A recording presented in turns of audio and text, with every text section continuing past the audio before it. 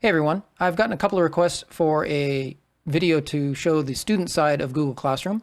Seems we have a number of students trying to get signed into Google Classroom for the first time at this point in time. First thing you need to do is make sure that you are logged into your school district provided account, your school district Gmail account. That would be your first name underscore last name at washougalsd.org. If you've logged into your district provided device, whether that's an iPad or a Chromebook, then you are good to go. Once there, you want to open up the web browser and navigate to classroom.google.com.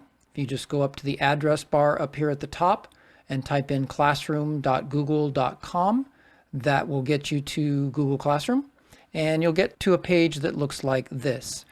If you haven't joined any classes yet, then it will look exactly like this. If you've already joined some classes, then you will have boxes here, one for each class, lined up on the screen. In this case, I haven't joined any classes yet, so this is what it looks like. To add a class, you want to come up here to this plus sign, and when you click on the plus sign, it gives you the choice to join a class or create a class. We want to join a class, so I'm going to click on Join Class, and I get this pop-up box, and it asks for a class code. The class code is provided by your teacher.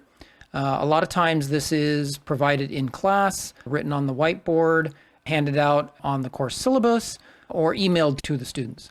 In any case, however you get that code goes into this box here, and it looks something like that. Keep in mind that these codes only include lowercase letters. So the first letter of this particular code is an L. It's not a capital I, even though capital I looks exactly the same. Since they're all lowercase letters, that is an L at the beginning of this particular class code. So once you have the class code typed in, click the join button, and it will do its thing for a moment here and add me to this particular class. Once I'm in here, there's a couple of things I want to show you. There are 3 tabs up here at the top: the Stream tab, the Classwork tab, and the People tab. The Stream tab is where everything happens. Everything that gets posted into Google Classroom, whether it's an announcement or an assignment or a link to a website or a PDF that a teacher wants you to read or anything, everything shows up on the stream. Now that's good because it's one place and everything's there, but it also can be bad because things tend to scroll way down the page. And I see from time to time students get stuck looking for an assignment and they're scrolling and scrolling and scrolling way down the stream to find a particular assignment. That's where this other tab comes in, this Classwork tab. On the Classwork tab is where you will see just the assignments. Anything that's been assigned to you for a grade or for you to work on will show up as an assignment, and it will be listed on the Classwork page. All the other announcements and information stuff won't show up here. The third tab is the People tab, and right now all it shows is the teacher, which is listed there, and then it doesn't show me because, well, I'm logged into my account and I know I'm part of the class.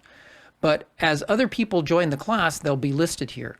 And you'll be able to do things like send a message to another person. So this could be helpful if your teacher is asking you to work on an assignment with somebody else and collaborate on something, and you need to send them a message. You could go find them in this list and click on them and send them a message. So you can do that from the People tab, again, once you have more students in the class. The other thing I want to show is this menu button over here on the left. This navigates to all kinds of places on Google Classroom, but one of the things I want to show is this to-do list. So if I go to the to-do list, this shows me all of the work for all of my classes. So if I'm enrolled in several classes, this will list all of the work for all my classes together, or with this pull-down list, I can choose different classes and show just the work from those classes. So if I wanted to know, what my work is for my math class, I can just click on math and it will show me just the work for that math class. Up here at the top, there's 2 tabs. We're in the To-Do tab. There's also a Done tab that will list all of the work that has been completed. So you can see everything that you have to do and everything that is been done here in this tab. Another thing in this menu button over here on the left again is a calendar. This calendar, as things are assigned, will show when things are due. So as your teacher assigns them, sets due dates and whatnot, it'll show up on this calendar as they go along. Anyway, it'll show up when it's due. So that's a good way to keep track of things as well. One of the things that I get asked all the time by parents is how do I keep track of what's going on in Google Classroom for my student? And unfortunately, there isn't a way for you to log in yourself and see what the student sees. If you did take the code and add yourself to the class, which by the way, you'd have to have a washougalesd.org email account to do that. But if you did manage to do that, you would only be added as a student, and you'd be only able to see the stuff that you did. You wouldn't be able to see your student's stuff anyway if you were added that way. So that doesn't work. And there is a way for teachers to send out weekly updates on your student. Maybe I'll put together a video for the teachers on how to do that. But really the best way I tell parents is to sit down with your student and have them log into Google Classroom. And then you can go through it with them and they can show you what classwork they have and what assignments they have. You can go to the to-do list like we discussed and look at what work needs to be done or what assignments have been done.